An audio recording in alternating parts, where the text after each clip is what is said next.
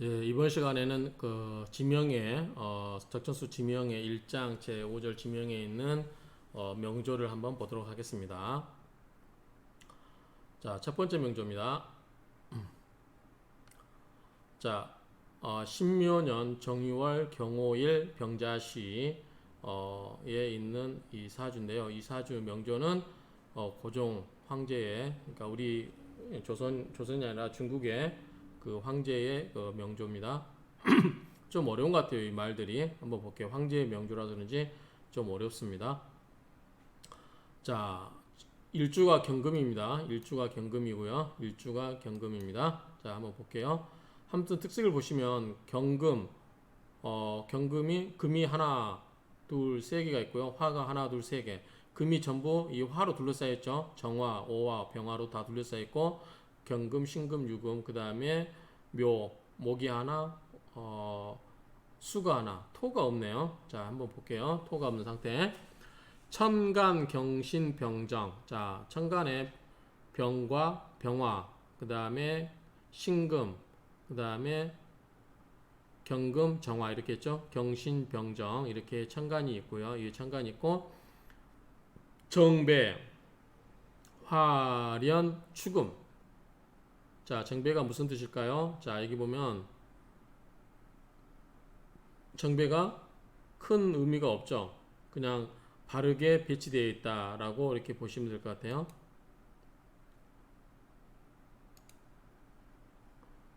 바르게 배치되어 있다.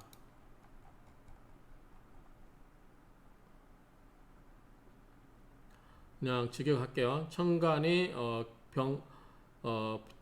경신 병정이 바르게 배치되어 있고 화가 면 담근다는 거죠. 억제하고 달굴 그러니까 화가 금을 단련시킨다고 하는 그런 뜻입니다. 달굴련. 이 화가 정화, 오화, 병화가 전부 경금을 둘러싸고 있죠. 그래서 가을의 금이라고 하는 것은 이제 월지가 유금이기 때문에 유금은 신유술, 이거는 가을의 계절이죠. 그렇기 때문에 가을의 경금입니다. 가을의 경금을 화가 당금하고 있다, 당금질하고 있다. 지지 좌오묘유, 묘하게도 지지가 전부 좌오묘유네요. 좌오묘유가 우배 감리진태, 감리진태로 또한 배치하고 있습니다. 좌오묘유는 감리진태라고 하는데 요건 이제 주역 뭐 그것도 알아야 되는데 제가 아마 틀리게 할 수도 있는데 한번 제가 풀어볼게요. 자, 감수는 감은 뭐예요? 수죠. 그러면 자수를 의미하겠죠. 한 계절에 그 의미하기 때문에. 그 다음에 리는 리께, 이거 뭐 남쪽이죠. 화를 의미합니다. 화. 그 다음에 지는 뭐예요? 임묘진. 지금 목이죠. 그렇죠? 요거는 지인께는 목입니다. 여기 묘가 있죠. 묘. 그 다음에 택계는 요거는 이제 가을이죠. 금을 의미합니다. 그래서 그래서 좌우묘유는 전부 이 감리진태로 설명이 될 수 있다. 이렇게 배치되어 있다라고 하는 거죠. 지지가 전부 네 개의 정의라는 것은 이제 계절의 한 가운데 있다라는 거죠. 맞나요? 계절의 한 가운데가 있다. 지지의 좌우묘에는 감리진태와 짝을 이루며 지지는 모두 사정, 동서남북의 정방향에 해당하니 이 사방향에 해당되고 있으니 자, 동서남북이도 해당되는 거죠. 좌우묘에는 요거는 북쪽, 자수니까 북쪽이고 오화는 남향이고 묘는 동쪽이고 유는 서쪽이고요. 그러니까 네 방향에 배치하고 있으니 기관 팔방, 기가 팔방으로 통하고 있다라는 거죠. 그렇죠? 기가 팔방으로 관통하고 있다. 오행, 무토. 그러나 오행 중에 토가 없죠. 토가 없고 수, 탄, 추령. 비록 수, 그 다음에 탄생할 탄. 그러니까 가을에 태어난 거죠. 아까 유금이 가을 신유술, 이게 가을이라고 그랬어요. 가을에 태어나서 부작왕론, 왕한 것으로 논하지 않는다. 왕한 것으로 논하지 않는다. 그 말이죠. 왕하다고 볼 수가 없다. 왕한 것으로 논할 수가 없다. 최휘, 가장 기쁜 것은 뭐냐면 이 사주에서 가장 기쁜 것은 뭐냐면 좌우가 좌우 충하는 거죠. 서로 만나서 충을 하고 있습니다. 그래서 수극화 이 자수가 오화를 극하고 있고 사 오화 불파 유금 이 자수가 수극화로 오화를 때리고 있으니까 이 오화가 유금을 극을 못하는 거죠. 화극금 해야 되는데 이 오화가 유금을 화극금을 해야 되는데 요게 이 자수가 오화를 묶어버린 거죠. 그렇죠? 묶어버리니까 이 유금이 오화의 극제를 안 받아서 이 경금을 생해준다고 볼 수 있는 거죠. 그래서 사, 오화, 불파, 유금, 조기, 보주. 자, 이게 이제 주가 이 경금을 이야기하겠죠. 경금을 유금이 생해주고 있다, 보충해주고 있다 이렇게 보면 될 것 같고요. 다시갱 아니 그러니까 더욱갱 묘한 것은 묘유가 또 충을 해요. 아까 좌우충했는데 묘유충이죠. 여기도 묘유가 충을 하고 있고 금극목 이 묘가 이 묘목을 금이 유금이 묘목을 극을 하고 있죠. 그래서 묘목은 불조 오화를 이 화생토 아니 목생화 이 목이 화를 생해주지 못하죠. 그러니까 여기서는 뭐냐면 화가 전부 경금을 억제하고 있는데 이 화가 경금을 억제라는 것을 막아주면 되는 거예요. 그래서 자수가 오화를 극을 해서 유금을 극제를 못해서 유금이 경금을 살려주고 더 보충해주고 그 다음에 유금이 이 묘목을 극을 해서 처단해서 이 묘목이 목생화로 그 일주 경금을 극하는 정을 도와줄 수 없게끔 화를 생해줄 수 없게끔 이 묘목을 유금이 또 누르고 있는 거죠. 그런 의미입니다. 부조 오화 그 다음에 제복 득의 마땅히 극제하고 제복하는 것이 마땅하다. 묘유 위 진태 그렇죠. 아까 묘가 진이고 유가 태라고 그랬죠. 묘유 진태 주 인의 지극 일주가 인은 목이에요. 오행 성봉산 인은 목이고 은은 이제 금의 성분이죠. 그러니까 아마 이거에 묘유에 해당되는 것 같아요. 묘유가 극에 달하고 자오는 뭐예요? 감리가 되는 거죠. 자는 감이 된다고 했어요. 아까 수, 오는 화, 이가 화고 그래서 제천지지중기 천지에 중화된 기운을 주제를 한다. 맞죠? 천하에 주된 기운을 중화를 한다. 중기를 주재한다. 또한 또차 감리득 1월지 정체 감리 이 감리 자수와 오화가 득 1월지 정체 해와 달의 정체이니 무소무멸 소멸하지 않고 없어지도 않고 멸하지도 않는다 그 말이죠. 그래서 일륜 자 윤화는 뭐냐면 요거는 우리가 이제 오행 성분 중에 윤화라고 해서 물의 성분이죠. 수의 성질을 이야기하는 거예요. 그 다음에 이거는 빛칠혼 온난할 혼 그러니까 이거는 이 혼자는 온난할 혼자이기 때문에 이거는 이제 불의 성질 요거는 물의 성질이죠. 좌오에 계속 연결된다고 보시면 돼요. 좌오가 어디죠? 여기 있죠? 좌오. 그래서 소멸하지 않고 인터가고 오나면 자화가 그 다음에 자하 단문이 궁전문이래요. 여기 단문을 보면 궁전적 정문, 궁전의 정문이래요.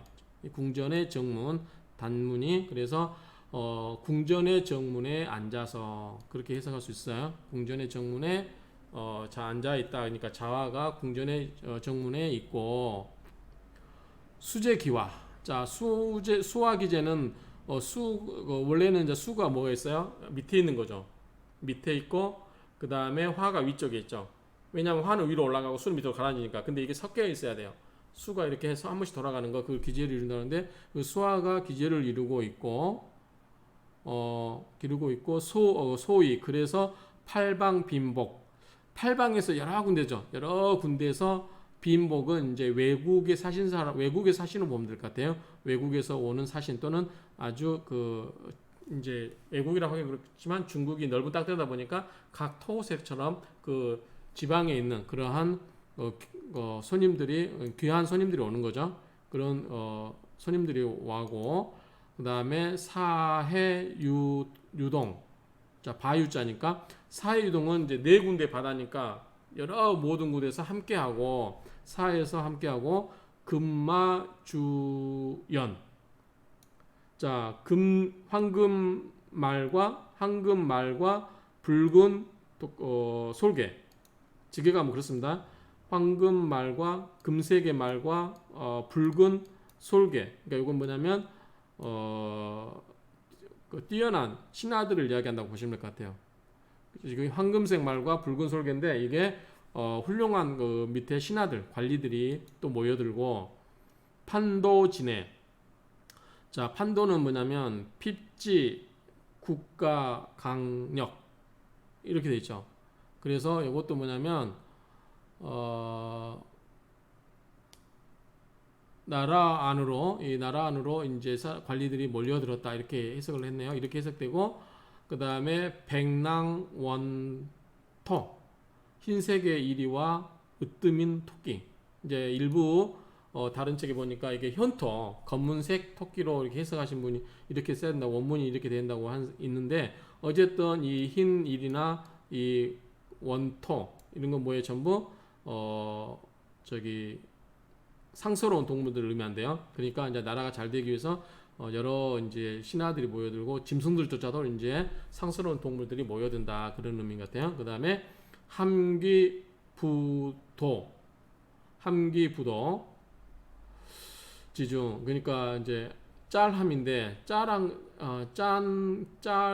짤함 돌아오고 자 덕불부자 그 다음에 휘장도자 휘장 비칠도자 이렇게 되는데 이제 이게 뭐냐면 이제 그 깃발 아래 모였다 그냥 그렇게 해석하면 될 것 같아요. 그냥 황제의 휘하에 들어왔다 이렇게 보면 될 것 같아요. 황제의 휘하에 다 모여드니 천하가 희영야라 흰 천하가 강령되었다 그렇게 보면 될 것 같아요. 맞나요? 한번 볼까요? 해석이 어려워요. 말이 어려워서 끝에 볼게요. 수와 기제를 이루고 있고 그 결과 팔방의 귀빈이 복종하고 사해가 함께하며 황금색 말과 붉은 솔개와 같은 훌륭한 관리들이 모두 나라 안으로 예색되었고 백색의 이리와 희귀한 토끼와 같은 뛰어난 관리들이 모두 황제의 휘장 안으로 들어오니 천하가 밝고 편안해졌다. 이제 황제의 명이다 보니까 이제 뭐 좋은 그런 여러 가지 이제 잘 되기 위한 신하들이 모여들었다 이렇게 해석하면 될 것 같아요. 충의 종류가 이게 보면 좌우충 아까 모유충 다 나오죠. 자 인신사해충, 생지충, 좌우묘유충, 왕지충, 충의한대고 이로 발봉하고 진술, 충미충, 묘고충, 땅끼리충 이런 거 나중에 한번 배우게 되겠습니다. 한번 좌우묘유충, 진술, 충미충, 그 다음 인신사해충 이 정도만 아시면 될 것 같고요. 두 번째 사주 보겠습니다. 자 동중당의 명조래 동중당 한번 보겠습니다. 원문을 보겠습니다. 자 무진일주입니다. 무토 자 특성이 뭐죠? 토가 4개가 있네요. 토 4개가 있고 금이 하나 둘 3개가 있고 토가 4개 금이 3개 화가 하나네요. 그러면 뭐가 없어요? 목이 없고 목화 토금 수가 또 없네요. 목과 수가 없습니다. 목과 수가 어쨌든 토가 많고 금이 많다. 화가 하나 있고 요거는 인성이고 요거는 이제 식상이 되겠죠. 자 보시겠습니다. 일간이 무토입니다. 일간이 무토인데 생어춘계 오시 자 임묘진 자 임묘진은 무슨 계절이 뭐죠? 봄입니다. 진토는 개간이라고 했어요. 개토 즉 그 봄의 끝자락에 있는 토다 진토가 그래서 생어 개춘 오시에 태어났고 개춘 이 진월에 태어났습니다.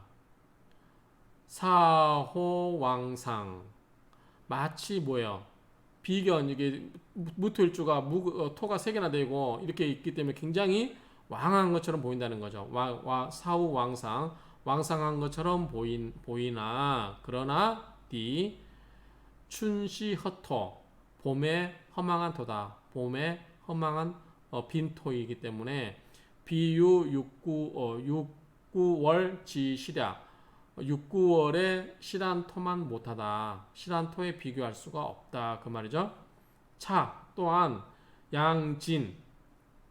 자, 진 속에 뭐가 있죠? 진을 계모. 진 속에 을목, 계수, 무토 이렇게 포함이 됐죠. 그래서 또한 양진, 진진, 이 양진의 축수, 위현, 습, 진 속에 진을 계수가 지장간에 숨어 있죠. 그래서 이 두 개의 진토 속에 물이 있기 때문에 이 두 개의 진토가 어떻게 된다? 물이 모여서 어떻게 된다? 축적을 해서 축축해졌다 그 말이죠. 조기, 설, 화, 생금. 자, 토가 물기가 있기 때문에 물기가 없으면은 아무것도 못 하는데 물기가 있기 때문에 뭐예요? 화의 기운을 빼요. 화생토.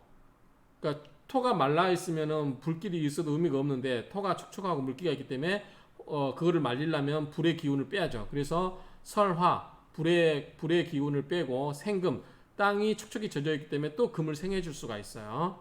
그런 의미입니다. 불의 기운을 설기하고 금을 생해줄 수가 있으므로 촉함으로 간투 양경 또 양경금이 경금이 이렇게 천간에 투관되어 있다. 왜 신금이 있으니까 그러죠? 신금.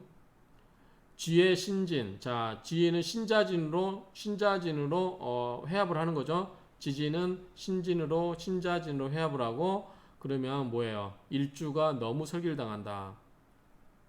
자, 토생금. 근데 일주가 있는데 진진, 무토, 진토 세 개가 있긴 하지만 이 금이 세 개나 돼요. 역시 토생금. 이 무토가 이 경금들을 신금을 이걸 생해줘야 돼요. 그러니까 생해주기 때문에 내 기운이 빠져나가는 거죠. 그렇기 때문에 이런 경우는 일주가 너무 설기가 되어서 용신은 반드시 뭐예요? 이 무토를 생해주는 오화가 돼야 되겠죠. 화생토. 그래서 내 무토가 경금을 생해주기 위해서 기운이 빠지는데 그 빠진 기운을 보충해주는 오화를 용신으로 써야 된다. 그러는 말입니다. 용신 필제오화. 용신은 반드시 제화에 있다. 오화에 있다. 희수 목 불견. 반가운 것은 수목이 발견되지 않는다. 아까 수와 목이 없다고 그랬어요. 수목이 없고 사주에 일주는 인수가 상하지 않았다. 이 오화가 상하지 않았죠. 왜냐하면 수가 있었으면 이 오화가 그걸 당해서 상했을 텐데 상하지가 않은 거죠. 그리고 정신이 왕에서 넉넉하다. 그래서 순수중화되었다고 볼 수 있다. 그래서 일생이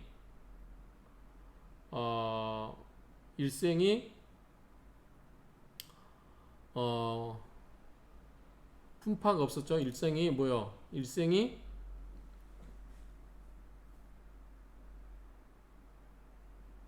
이 벼슬길이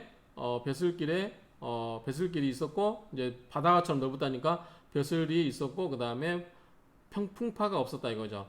30여 년 태평상업 30년 동안에 뭐예요? 태평하게 이 재상의 업무를 수행을 했고 이 태평하게 이 상자가 재상이니까 재상의 업무를 했고 태평하게 했고 바로 이르게 되자 뭐운에 자운에 이르게 되자. 자, 자운에 이르게 어떻게 되죠? 신자진 완벽하게 회합을 이루죠. 신자진으로 수가 돌아와 버리죠. 신자진 수국. 그러면 아까 용신이 뭐였어요? 오화였어요. 오화인데 이 신자진 수국으로 해버리면 수국화해서 용신을 때려버리죠. 그러면 무토한테 입장에서는 안 좋은 거죠. 그래서 여기 자수운이 오나요? 언제?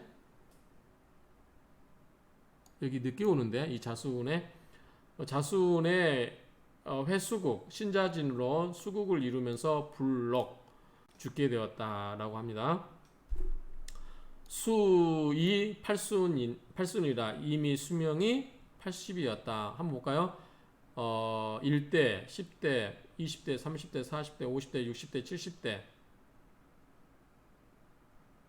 70대? 8순이 다 된 것 같긴 한데 뭐 거의 8순이 됐다고 보면 될 것 같아요. 이미 있자니까. 근데 이미 8순이 되었다고 하면 이게 70대 운대 같은데 1대, 10대, 20대, 30대, 40대, 50대, 60대, 70대 그럼 여기 해도 지금 수운인데 더 일찍 해야 되는데 어찌됐든 해석은 원문 해석이 그렇습니다. 여기서 알아두실 거 블록 요거 갖고 고민을 좀 많이 했어요. 블록. 자, 녹자가 우리가 녹봉이라고 할 때는 월급이라고 할 수 있어요. 관료들이 받는 월급. 그래서 그냥 저기 죽었다로 해석하고 대부분 죽었다로 해석을 하거든요. 죽었다로 해석하면 너무 이 적절수의 블록이란 말이 어마어마하게 많이 나오거든요. 그러면 사주가 좀 의만 안 주면 그냥 바로 죽느냐 이렇게 해석할 수도 있죠. 그런데 그런 의문을 갖고 있었는데 이 블록을 그냥 대부분 죽었다라고 해석할 수 해야 될 것 같아요. 자, 한번 이 각주를 보겠습니다. 자, 블록이라는 걸 보면은 고칭 사위 블록. 자, 옛날에는 칭하기를 선비의 죽음을 일컬어서 블록이라 하였다. 이렇게 돼 있어요. 쭉 한번 또 보시면 자, 천자는 황제죠. 임금의 죽음을 일컬어서 붕이라고, 우리 붕어한다고 그러죠. 붕이라고, 제후의 죽음을 일컬어서 흉이라고, 흉 또는 횡이라고 하고, 대부는 이제 사대부죠. 사대부의 죽음을 일컬어서 조리라고 하고, 벼슬길에 나간 사람이겠죠. 벼슬길에 나간 선비의 죽음을 블록이라고, 서인 보통 평민이죠. 평민의 죽음을 가리켜서 사란다. 그 다음에 또 2번에 보면 소년이사, 소년이지만 연소이사, 나이가 젊지만 죽었다 이렇게도 돼 있다고 하네요. 그러니까 어쨌든 이제 이 블록을 사로 보시면 될 것 같다, 죽음으로 보면 될 것 같다 이렇게 보시면 될 것 같아요. 그래서 죽음으로 통일하겠습니다. 한번 볼까요? 해석해 놓은 게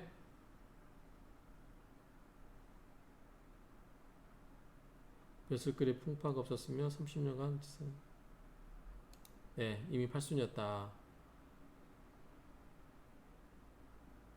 일생관의 무파. 이렇게 한번 넘어가겠습니다. 그 다음 명절을 보겠습니다. 이 사람은 왕씨 명조라고 하는데 한번 볼게요. 먼저 원문을 보도록 하겠습니다. 자, 이분은 보면 갑인일주예요. 갑인데 나무가 목 3개가 있고요. 목 3개가 있고, 화는 하나, 그 다음에 토는 하나, 금도 하나, 수가 2. 목이 많네요. 목이 많고 오행이 골고루 고행이 다 있죠. 목, 화, 토, 금, 수 이렇게 있습니다. 자, 한번 볼게요. 동읍왕성조. 자, 같은 읍내 같은 마을에 왕시성을 가진 사람의 명조다. 속이 신강 살천넌. 자, 속은 이제 세속이니까 보통은 일반적으로 그렇게 해석하면 될 것 같아요. 일반적으로는 이 사주를 신강하다. 왜? 자, 수생목, 수가 2개 있는데 인성이 이 일주를 생해주죠. 그 다음에 또 비견이 많아요. 이렇게 많죠. 물론 나를 극하는 금이 있어요. 그 다음에 내가 힘을 빼줘야 되는 여기 식상도 있어요. 그렇지만 어쨌든 수가 2개나 되고 인도 2개나 있기 때문에 내가 신강한 걸로 본다 이거죠. 그래서 보통 이거를 신강으로 보고, 그 다음에 살이 뭐예요? 경금이죠. 경금이 뿌리가 있나요? 진을, 계무, 인, 무병가, 무병가, 오병기죠. 이 경금이 7살인데 뿌리가 없죠. 뿌리를 두고 있지 않기 때문에 이거를 이제 약한 걸로 본다 이거죠. 얕을 천자니까 이 7살이 약한 걸로 본다. 취, 경금, 이용. 자, 그래서 경금을 용신으로 채용한다. 용신으로 취한다. 이것을 일컬어서 춘목. 자, 임묘지는 봄이죠. 봄에 갑목, 나무가 금을 만났다 이거죠. 금을 만나서 반드시 필작 동량지기라. 자, 이 경금은 도끼예요. 도끼가, 갑목은 뭐예요? 큰 나무잖아요. 큰 나무를 도끼질하니까 큰 나무를 잘 따듬으면 뭐다? 동량지제. 그러니까 동량지기 또는 우리가 동량지제라고 하는데, 그 나무 기둥, 그 집에 기둥을 세우는 큰 역할을 할 수 있는 그러한 동량지기로 논한다, 본다 이거죠. 만들 수 있다. 권기, 독서, 필발. 독서를 권하면, 독서를 열심히 하면, 권자인가요? 근자인가요? 권자죠. 독서를 열심히 하면, 권하면 반드시 발제하게 된다. 그러니까 간목은 뭐냐면 이제 약간 우리가 물상론어 교육이라고 하는데 어쨌든 이 간목을 경금으로 따듬으면 잘 될 수 있다라는 거죠. 그래서 이제 독서를 권하면 배슬게 나갈 수 있기 때문에 발제를 한다고 반드시 이 핀다고 이야기를 했는데 지 3순에 30이 다 넘어서 왜니까 넘어간 거죠. 3순 바뀌니까 30이 넘어가도록 부단 독서 미수 이치 가업 점세. 자, 독서가 미수, 숫자가 뭔가 볼까요? 수가 팔수, 살수, 뭐 실행, 실령 이런 말이죠. 그러니까 독서를 했지만 공부 성과가 없고 이렇게 해서 하면 되겠죠. 독서를 했지만 성과가 없고 여기는 이제 여러분들 중국말로 하면 뿌단 얼치에 뭐뭐 할 뿐만 아니라 뭐뭐조차 이거 뿌단 얼치에 이렇게 보시면 돼요. A, B 둘 다 뭐뭐 할 뿐만 아니라 뭐뭐 하는 거. 자, 가업이 점점 쇠락하는 거예요. 그러니까 이 사람이 이제 간목이 경금을 만나서 이제 이 동량지기가 될 수 있기 때문에 공부를 해서 독서를 하게 되면 뭔가 배슬게 나가고 할 수 있을 것 같은데 30이 넘도록 공부를 해도 꽃을 못 피우고 즉 이루지 못하고 그리고 가업도 점점 쇠락해 나가니 이제 이 촉자가 부타가 촉자인데 촉 또는 부사 때마침 여추지 마침 내가 이 사람의 명조를 추론하게 되었다. 내가 이 명조를 살펴보게 됐다. 그 말이죠. 관기지좌 양인 양쪽에 지지에 있는 이 양인 양쪽 이 양인을 지지를 살펴보건대 승권당령 맞죠? 승권당령 탈승자 곤세곤자 당령 이거는 그냥 저는 이렇게 해서 그래요. 자, 간목에 인목에 뿌리를 두고 있죠. 그렇죠? 그러니까 그러니까 이게 우리가 여기에 이 지지가 일주가 월지에 뿌리를 두고 있으면 이제 우리가 당령했다고 해요. 일반적으로 당령. 그런 의미로 쓰지 않을까 싶은데요. 한번 볼까요?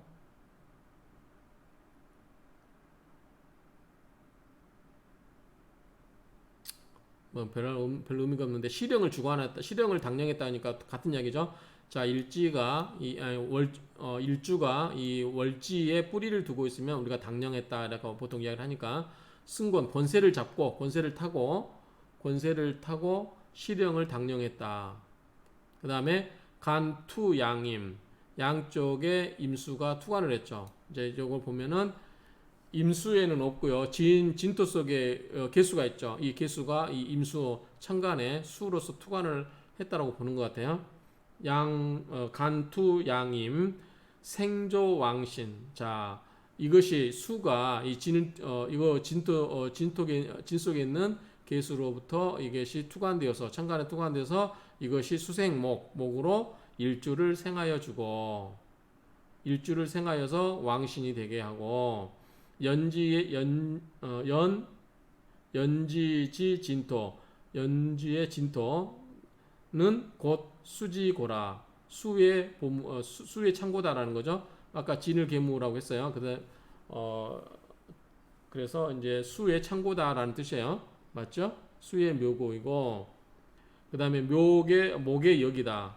자, 여기 진 속에 을도 있죠. 그러니까 을도 여기가 되고 능축수양목 능이 축을 저장도 하고 목도 키울 수 있다. 이 진토가 우리가 이제 인묘진 인이 1월달 묘가 2월달 진이 3월달 근데 이게 양력상 3월이 아니고 우리가 사주 명리학에서 진토면 이제 보통 인월이 2월 4일 입춘 지난 다음에 하잖아요. 그러니까 2, 3, 4 한 4월쯤 되는 토기 때문에 이제 겨울에 해빙된 겨울에 열었던 토도 녹아 있고 축축한 거죠. 그렇기 때문에 나무도 자랄 수 있고 물도 품을 수 있는 그런 뜻이라는 거 이해를 하시면 돼요. 이 진토가 불능생금. 근데 생금을 금을 생할 수가 없어요. 한 점 외로의 경금이 있어요. 자, 경금은 뿌리를 두고 있는 게 없어요. 진을계무 지장간에 경금이 없어요. 그래서 이 경금은 뿌리를 두고 있잖아요. 그 다음에 진토가 너무 멀리 떨어져 있죠. 진토하고 경금은. 그래서 능히 이 진토가 경금을 생경할 수도 없고 나 혼자 외로이 경금이 여기에 있는 거죠. 휴수 이 그것이 이제 경금이 나온 저 있다 보니까 휴수라고 하는 건 거의 힘이 빠지는 거죠. 휴수 상태가 이제 홀라 쉬고 있거나 그 다음에 어떤 속에 갇혀져 있는 그 상태가 이미 극에 다르고 있다. 그러니까 뭐냐면 이미 기운이 빠질 대로 다 빠져버렸다 그런 말이에요. 맞게 해석하고 있나요 제가 지금? 한번 볼까요?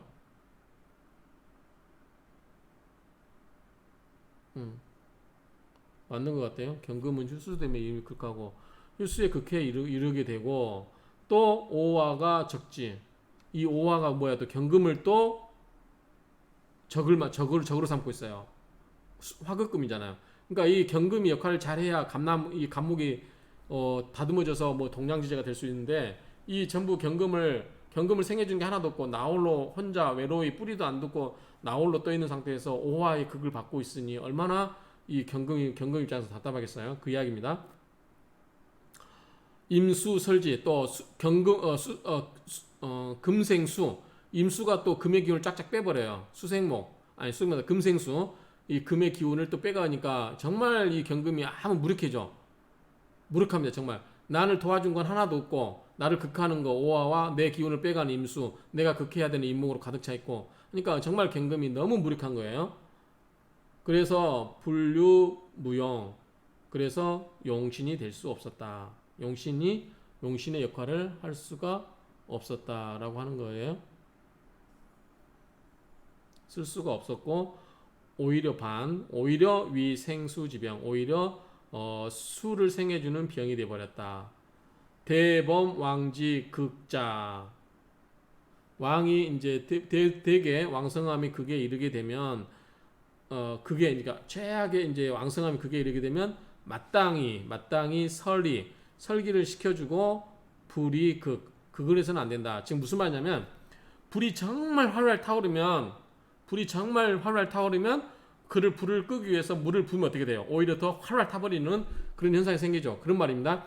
그러니까 너무 극에 달하면 그거를 눌러서 끌려고 하지 말고 그 기운을 빼버리라는 거예요. 그게 이제 의설이 불이 극 마땅히 설을 하고 그걸 해서는 아니 된다고 하는 거예요. 의순 기세 그 기세 마땅히 그 기세에 순응을 해야 된다는 거예요. 너무 강했을 때 너무 강한 상대를 만나면 거기에 순응을 해야지 거기에 거슬리면 안 된다라는 거죠. 불패기성냐 그 성질에 어그러지게 어긋나게 해서는 안 된다라는 거죠. 하는 거죠. 그냥 너무 강했을 때는 거기에 순응을 하고 거기에 그 기운을 설계시키는 게 맞지 거기에 그걸 해서는 안 된다 이야기예요. 이오화위용 화를 용신으로 삼아서 오화를 용신으로 삼아서 장내운지 화지 장내운이 화운에 오르니까 자 병호죠 사오미 자 병호년 이 대운의 병호 이 오화를 의미한 것 같아요. 그래서 이 화운에 이르니 비록 수 불기 어명 이름의 귀함은 없었다 할지라도 이름이 귀하게 되지는 않았다 할지라도 정당 부월이 부기와 이윤에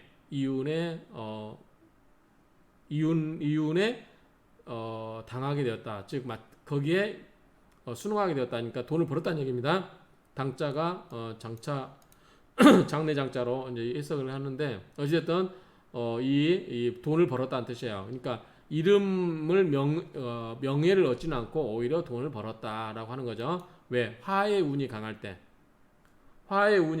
그렇다는 겁니다. 왜 그럴까요? 금의 기운이 너무 화의 운이 오면 목의 입장에서 재성은 토죠. 토가 재성인데 화생토 화가 강해서 토를 확 상해주니까 토가 재물인 거죠. 그러니까 이 간목 입장에서 이 오화가 재성인 토를 왕해서 살려주니까 돈을 벌었다라는 의미 같아요.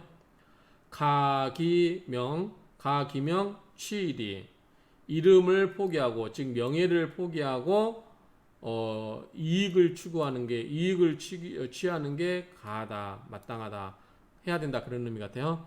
여자수 예창 요거는 서재래요. 서재 한번 볼까요? 서재 린창 예창이죠. 예창 운창이라고 해야 되나요? 운창 윈이니까 운이라고 있는 게 나왔나요? 운창 운창 즉 이 서재의 별칭이래요. 그러니까 서재에 가령 다시 서재를 지킨다고 뭐예요? 서재를 다시 지킨다는 건 무슨 말이죠? 서재에 가서 다시 공부한다는 거겠죠. 서재에 가서 다시 가령 서재에 가서 공부를 하게 되면 종신오의 평생토록 잘못될 것이다. 즉 공부하지 말아요. 이 사람은 명예를 얻기 위해서 공부해야 되는 사주가 아니라 재물을 얻어야 될 사주이기 때문에 서재에서 다시 공부를 하면 이 사람은 평생 잘못된 길로 가는 것이다. 그런 말이에요. 피, 즉, 기유, 취, 경영. 그래서 이제 유는 이제 유교 유자죠. 그러니까 그 유교라든가 그런 관직을 포기하고 그는 포기하고 경영을 했다. 그러니까 돈을 벌었다 그 말이죠. 지우 병오운에 이르러서 극진 경금 지병 이제 아까 화의 경금이 오화에서 경금을 극을 받았다고 했잖아요. 근데 병오운 되면 또 이 병도 화죠, 오도 화죠. 그렇죠. 또 인오술로 화국을 잃어버려요. 지지가. 그렇기 때문에 화의 기운이 확 타오르죠. 그럴 때 경금 입장에서는 정말 괴롭죠. 경금은 완전히 병에 드는 겁니다. 그럴 때 극진 경금 지병, 경금의 병이 아주 최고로 이르렀다. 그렇죠? 맞죠? 맞게 해석하고 있죠? 한번 나중에 해석을 볼게요. 일단은 해석을 하고 경금의 지병이 아주 극에 이르러서 불만 10년 10년을 다 채우지 않고서 10년이 다 되지도 않아서 발제 10여만 이런 말이 참 많이 나와요. 발제 10여만 발제는 돈을 번 거죠. 재물이 핀 거니까 10만여 10여만이 도대체 얼마나 큰 돈인지 모르겠어요. 아무튼 큰 돈인가 봐요. 그러니까 10년도 되지 않아서 10여만의 재물을 축적을 했다. 즉 경금 위병 명이라 경금이 병이 되는 것이 분명하다라고 보는 것 같아요. 한번 볼까요? 해석을 한번 눈으로 보시죠.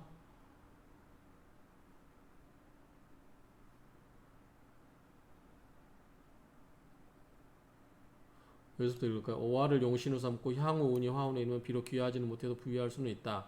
귀함을 포기하고 부를 추구함이 마땅하다. 만약 거듭 서재만 지켰다면 종신토록 잘못될 것이다. 이 사람은 선비가 되기를 포기하고 경영을 하였다. 병호운에 이르자 경금운을 극지하여 10년도 되지 않아 재물을 잃게 10여 만금에 이르렀으니 경금이 병이 된 것은 분명하다. 이렇게 해석을 하면 될 것 같아요. 자, 또 사주가 또 있나요? 방금 했던 거고 하나 더 있네요. 또 한번 봅시다. 보고 나서 해석이 맞는지 볼게요. 자, 이분은 개일주네. 개일주고 자 개수일주고 한번 오행을 분석을 해볼까요?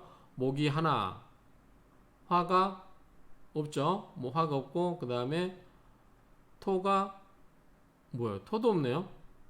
화가 없고 토도 없고 금이 하나 둘 셋 금이 3개 금이 3개 수가 4개 금이 3개 수가 4개 각 그러면 이분 이 개수 입장에서는 정말 기운이 강하네요. 자 당령했죠. 자수 있으니까 이 뿌리를 두고 있고 해자 수가 3개나 되고 금이 3개나 있기 때문에 금생수로서 인성이 3개나 있기 때문에 정말 개수 입장에서는 강한 거고 그 기운을 설기시키는 간목이 있죠. 간목이 용신이 돼야 되지 않을까 싶네요. 왜냐하면 수가 너무 강한데 아까 너무 극한 것은 뭐예요? 기운을 빼는 게 설기시키는 게 좋다고 그랬죠. 그러면은 수생목으로 간목으로 기운을 빼내야 될 것 같아요. 한번 볼게요. 뭐라고 되어 있나? 차 복권인 이 명조는 복권성에 있는 사람의 명조이다. 부지성씨 이 사람의 성은 알 수가 없다. 경호동 자 경호동 경호년 겨울에 여추지 내가 이 명조를 추론하였다. 대취 금수운, 금수운에 대개 금수운에 취하여서 부치 화토, 화토를 취하지 않았다. 이게 맞나요? 말이 이상하네. 복권성, 복권성 출신으로 성신할 수 없다. 경호년의 겨울에 내가 이를 주명하였고 이 명조는 금수운을 취하고 화토운을 취할 수 없다. 왜냐하면 지금 화토가 없다고 그랬죠. 화토가 없고 금수만 아주 왕이에요. 그러니까 왕한데 거역하지 말고 그냥 아까 순회라고 했어요. 강한 것에 순응을 하라고 그랬어요. 그래서 금수운의 금수가 워낙 강하기 때문에 금수운을 취하고 화토운을 취하지 말아라 그 말이 같은데 그는 말하되 이제 이 사주 당사자가 말을 했겠죠. 금수왕극 이거 아닌가요? 피가 누굴까? 저 피인데 말하기를 금수가 왕함에 극에 이르니 금수가 강하죠. 하이 우치 금수 어찌 또 금수를 취한단 말이요. 금이 이렇게 왕하고 왕함이 극한데 어찌 또 금수로 이를 취한단 말이요. 즉 명서 부족 빙호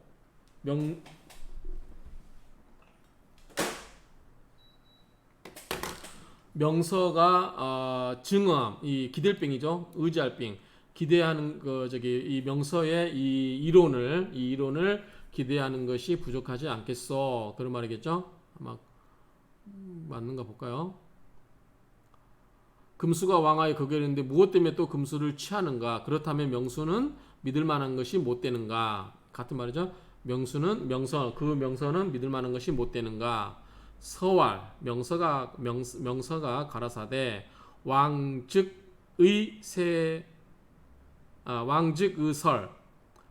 즉 의상. 자 다시 해석합니다. 명서가 말하되 왕즉 의설 의상. 자 이걸 해석할게요. 왕한 즉 마땅히 설기시키고 마땅히 상하게 해야 된다. 자 상은 뭐예요? 상은 원래 상하게 하는 거니까 극하다는 뜻으로 해석할 수도 있어요. 그러면 우리 앞에서 나왔던 말하고 맞지 않죠? 그게 다라면 어떻게 된다? 설기시키는 게 맞고 불상 아까 뭐라고 했죠? 불 뭐라고 했죠?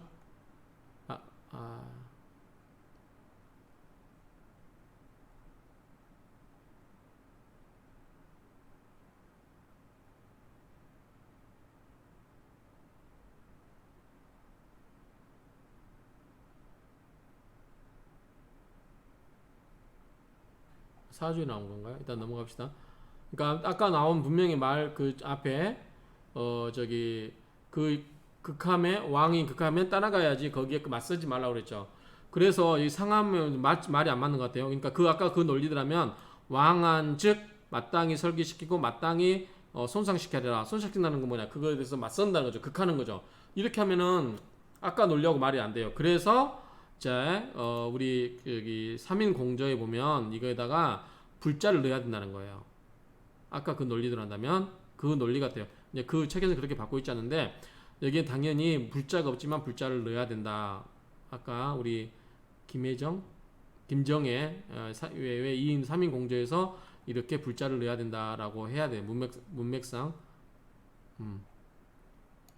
그런데 이제 해석하면 불자를 넣어서 해석 안 되면 왕한 즉 마땅히 설계시키고 마땅히 상하게 해야 된다.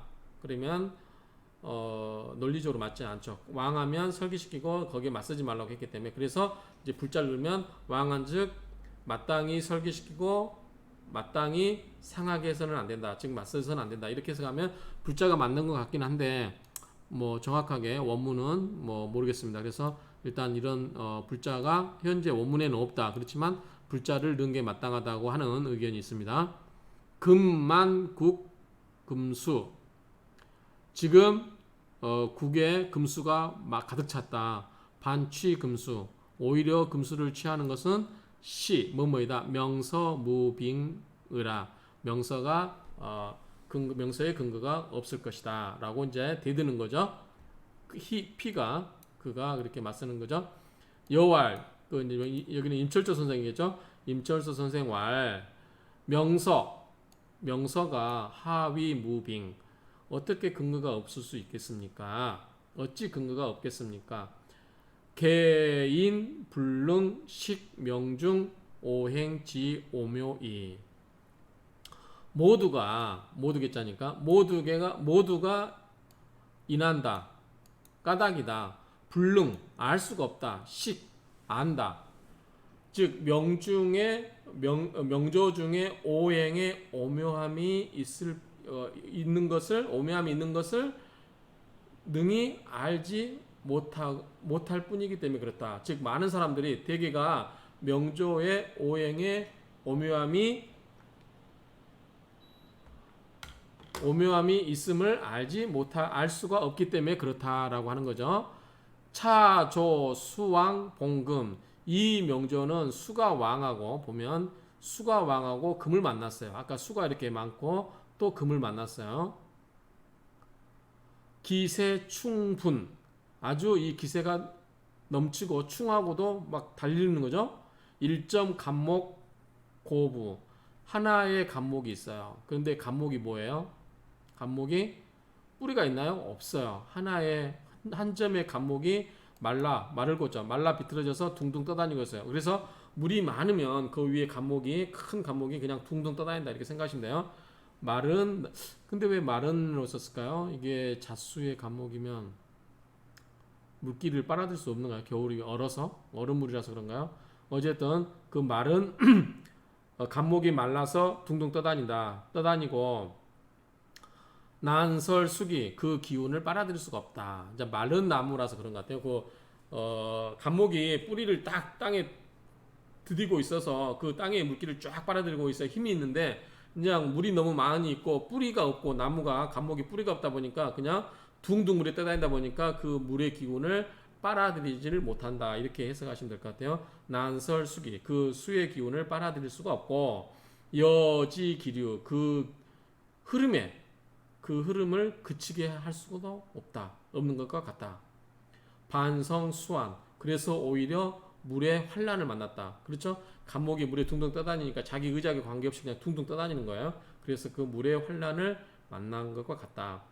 불약순기류 위미 해석이 그 흐름에 순응한 것이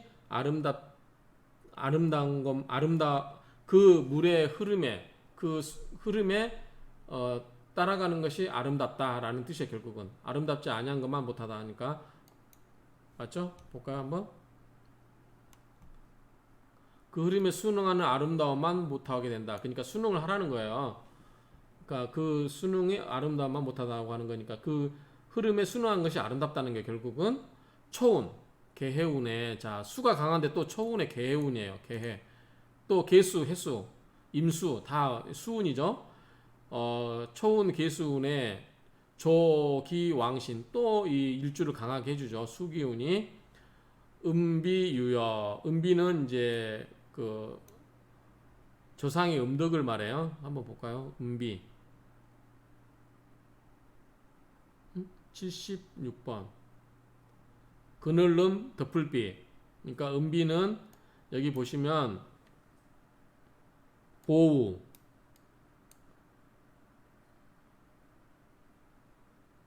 비유 이렇게 있는데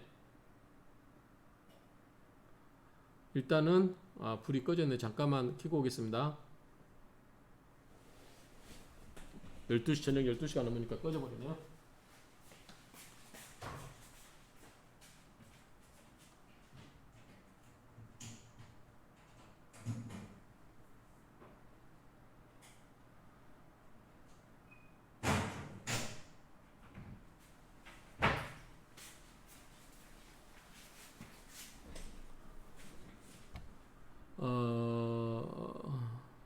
아무튼 여기 조상의 음비는 조상의 이제 음덕입니다. 조상의 음덕이 좀 있었고 그 다음에 일교 임수일주로 바꾸죠.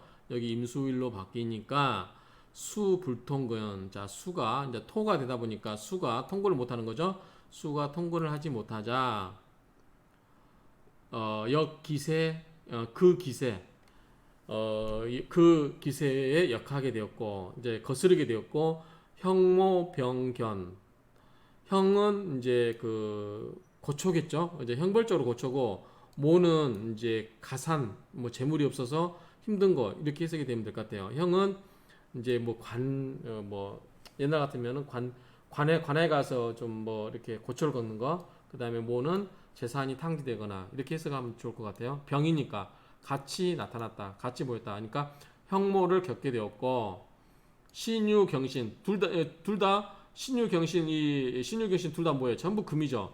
금의 기운이 오니까 금생술에서 또 개수가 또 더 강해지죠. 그래서 이때 신유경신대운에는 정제병왕. 자 여기서 정은 올해 이제 우리가 일하는 사람을 말해. 옛날부터 이 이제 그런 사람을 말하기 때문에 정은 노복이라고 보면 될 것 같아요. 일하는 집의 노복과 재물이 아주 왕성하게 되었다. 그러니까 금대운에는 재산이 발제를 하고 이런데, 수대운 때 금수가 강하기 때문에 금수대운 때는 좋은데, 이제 금수대운에 이제 안 좋게 되는. 근데 이것도 좀 애매하긴 해요. 임술대운이면 술토 하나가 그렇게 너무 강한데, 술토 하나가 이거를 술토가 인호술 아니 신유술 가을토인데, 이게 그렇게 그 수의 기운을 잠재울 정도로 강한 것 같지는 않은데, 어쨌든 이제 이 원문에 그렇게 돼 있어요. 그래서 이제 금대운에 와서는 노복과 재물이 왕성해졌고, 기미무호, 또 이제 토운이 오면 어떻게 됐어요? 나쁘겠죠. 아까 우리가 임술 잊을 때 임술대운에 이 술토가 물의 뿌리를 막아버렸다고 그랬죠. 그러니까 기미무호도 마찬가지 토의 운이죠. 기미나 무호는 다 토니까 화 빼놓고는. 그래서 역기성, 그 성질을 거슬게 돼서 반생사업, 평생사업이 진부동류 다 허망하게 되었다. 진부동류 볼까요? 자, 진부동류 뭐라고 해석되냐면 비유인데, 희망낙공, 혹, 전공, 진기. 희망이 완전히 떨어져서 비게 되거나, 혹은 전에 세웠던 공이 전부 포기하게 된다. 그러니까 망하게 되었다 정도 보면 될 것 같아요. 뭐라고 해석되나 볼까요? 기미 무호대운의 그 성질을 거역하자, 그러니까 수의 기운을 거역하자 방생 사업이 모두 무의로 끝나고, 그러니까 반생 사업이 진부 동류. 여기 보면 희망이 전부 떨어지거나, 혹시 앞에 세웠던 전력이 전부 없어져 버리는, 포기하게 되는 그런 상태에 이르렀다 그 말이죠. 형처 극자. 부인은 형하게 되고, 형을 하게 되고, 자식은 극을 하게 되고, 그러니까 부인이나 자식하게 둘 다 안 좋게 됐다는 얘기죠. 그렇게 되었고, 고고무이. 자, 이거는 뭐예요? 고는 외로운 거예요. 혼자 어떤 외로운 거고, 고는 재정적으로 어려움을 나타내는 거죠. 그래서 고고, 힘들기도 하고 외롭기도 하고 힘들기도 하고, 그래서 무의, 의지도 하지 못하는, 의지할 데가 없는, 그렇게 돼버렸다는 거예요.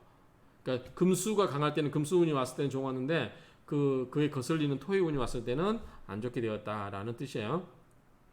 자, 요거는 좀 알아둘 필요가 있을 때, 차소위. 이것은 소위 뭐라고 할 수 있느냐?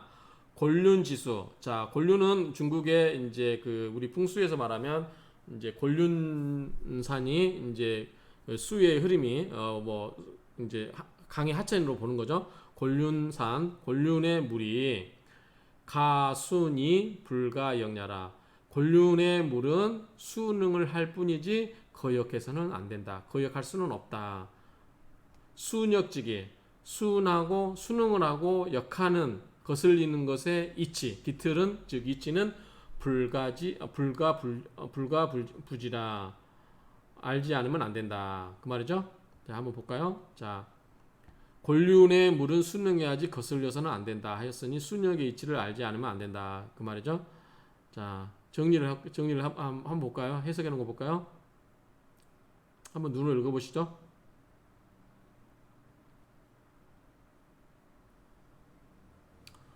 요게 키포인트 같아요. 왕성하면 마땅히 설계하거나 극지화된다. 금수가 강한 상태, 금수운은 좋고, 그거를 극하게 되는 토액이 운영할 때는 나쁘게 되었다. 그렇게 보시면 될 것 같고요. 아까 한번 찾아보고 마치도록 하겠습니다. 아까 강한 것은 따라야지 그거에 맞서서는 안 된다.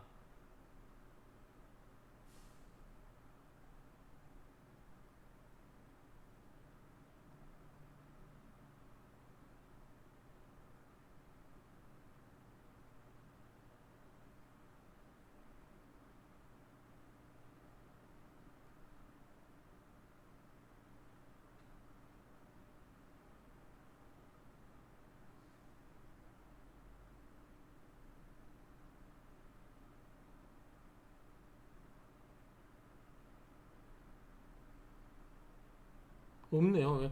아까 어디 갔었지? 앞에 한번 나왔는데 그 강할 때는 그거를 어, 해야지 거기 가서는 안 되고.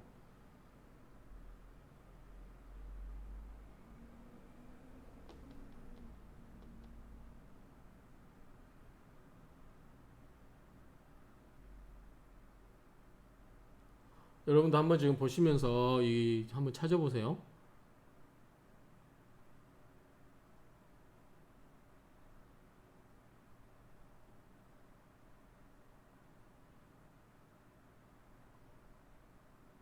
아홉 시간에 나온 건가? 예. 아무튼 이걸로 이렇게 마치도록 하겠습니다. 다음에 한번 기회가 되면 그때 다시 한번 멘트를 하도록 하고요.